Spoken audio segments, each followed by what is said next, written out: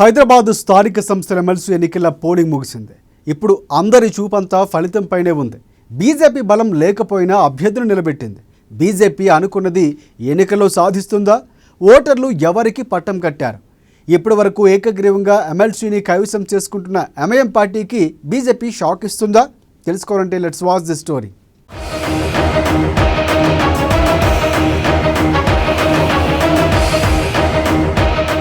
Hyderabad MLC స్థానానికి polling ముగిసింది. Polling ప్రశాంతంగా ముగిసిందని ఎన్నికల రిటర్నింగ్ అధికారి అనురాగ్ జయంత్ తెలిపారు.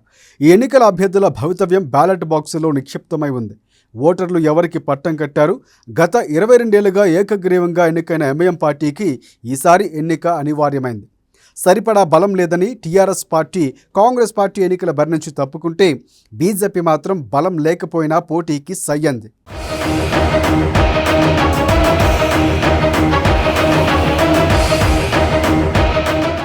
మొత్తం హైదరాబాద్ స్థానిక సంస్థల ఎన్నికలకు 112 ఓట్లు ఉండగా 81 మంది కార్పొరేటర్లు, 31 మంది ఎక్స్ అఫీసియో మెంబర్లు ఉన్నారు.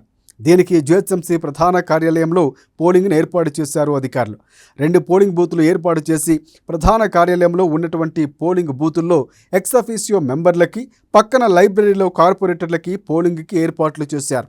250 మందితో బందోబస్తును ఏర్పాటు చేశారు. ఉదయం 8 గంటలకు ప్రారంభమైన పోలింగ్ 4 గంటల వరకు కొనసాగించగా మధ్యాహ్నం 2 గంటల వరకే 78.57% ఓట్లు పోలయ్యాయి. ఎక్స్ అఫీసియో మెంబర్స్ 31 మంది ఉండగా అందులో 22 మంది తమ ఓటు హక్కును వినియోగించుకున్నారు. 81 మంది కార్పొరేటర్లు కాగా 66 మంది వాళ్ళ ఓటు హక్కును వారు వినియోగించుకున్నారు.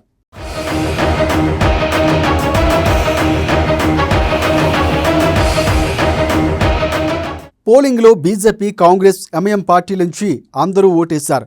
బీఆర్ఎస్ పార్టీ మాత్రం పోలింగ్లో పాల్గొనలేదు. మేము పోలింగ్లో పాల్గొనట్లేదు అని కేటీఆర్ స్పష్టం చేశారు.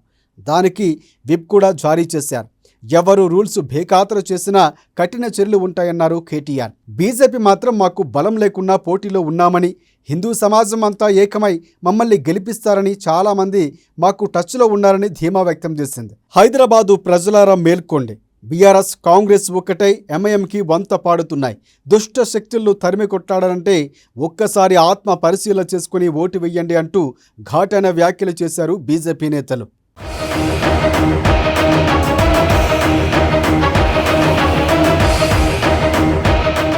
ఎన్నికలకు పోలింగ్ ముగిసింది. వారు వన్ సైడ్గా ఉందని అందరూ భావిస్తున్నప్పటికీ బీజేపీ మాత్రం కొంతమంది కాంగ్రెస్ పార్టీ కార్పొరేటర్లు మాకు ఓటు వేశారని చెబుతున్నారు. నిజంగానే బీజేపీకి ఓట్లు పడ్డాయా అని అంతా అనుకుంటున్నారు. చూడాలి మరి ఎవరు ఎమ్మెల్సీ స్థానాన్ని గెలుచుకుంటారు.